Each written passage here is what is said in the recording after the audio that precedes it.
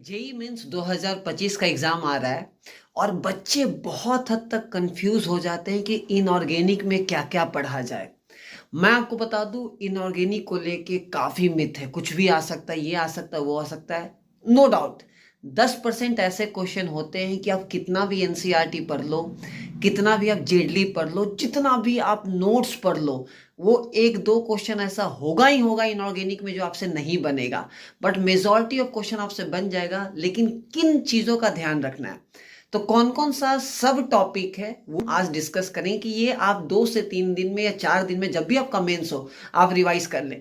पहले periodic properties की बात करें तो आपको आयोनाइजेशन एनर्जी क्या होता है, इलेक्ट्रॉन गेन इंथैल्पी क्या होता है, कोवेलेंट रेडियस वगैरह, इन सब की चीजें याद होनी चाहिए।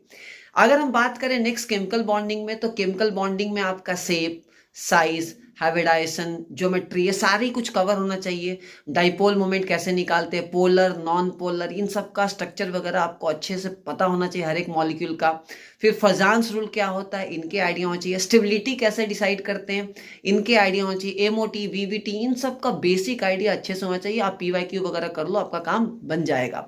आगे बात करते हैं नेक्स्ट इंपॉर्टेंट कोऑर्डिनेशन कंपाउंड। उसमें भी आपका साइज मतलब हाइब्रिडाइजेशन वाला चीज अच्छे से पता होना चाहिए, कलर का आइडिया होना चाहिए कैसे हो रहा है, आईपीएससी नेमिंग का आइडिया होना चाहिए कोऑर्डिनेशन के अंदर कि नेमिंग वगैरह कैसे करते हैं, स्टेबिलिटी का आइडिया होना चाहिए प्रॉपरली, और बेसिक आइसोमेरिज्म का आइडिया होना चाहिए। मैं मेंस लेवल की बात कर रहा हूं, ठीक है ना।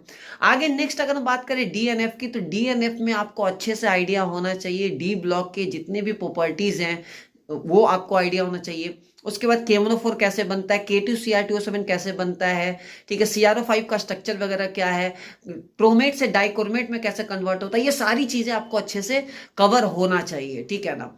आगे बात करें पी ब्लॉक में, तो देखो पी ब्लॉक में 80% चीजें रिमूव कर दी गई है। बस जो केमिकल बॉन्डिंग रिलेटेड बातें हैं उन्हीं आपको पता होना चाहिए कि नाइट्रोजन का कोवेलेंसी वगैरह क्या होता है, उनके ऑक्सीडेशन स्टेट की स्टेबिलिटी वगैरह क्या होती है, ये सब मेल्टिंग पॉइंट कैसे वेरी करता है, बॉइलिंग पॉइंट कैसे वेरी करता है, और हर एक ग्रुप का फर्स्ट एलिमेंट का बेसिक ऑक्सो एसिड वगैरह आइडिया होना चाहिए कि कैसे स्ट्रक्चर है, H2SO4 का स्ट्रक्चर क्या है, H2SO7 का स्ट्रक्चर वगैरह क्या है।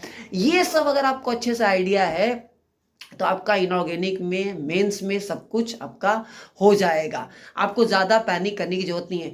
पी ब्लॉक में खास करके ऐसे क्वेश्चन को पिक करें जो फर्स्ट एलिमेंट जो है हर एक ग्रुप का उससे रिलेटेड क्वेश्चन हो, और जनरल क्वेश्चन हो जो केमिकल बॉन्डिंग से रिलेट करता है। मैंने आपको पूरा एक रिव्यू दे दिया कि इनऑर्गेनिक में इतना आप अच्छे से अगर कवर कर लेते हो ना, तो आपका इनऑर्गेनिक में बेड़ा पार हो जाएगा। वीडियो को तुम शेयर कर दो अपने फ्रेंड के साथ।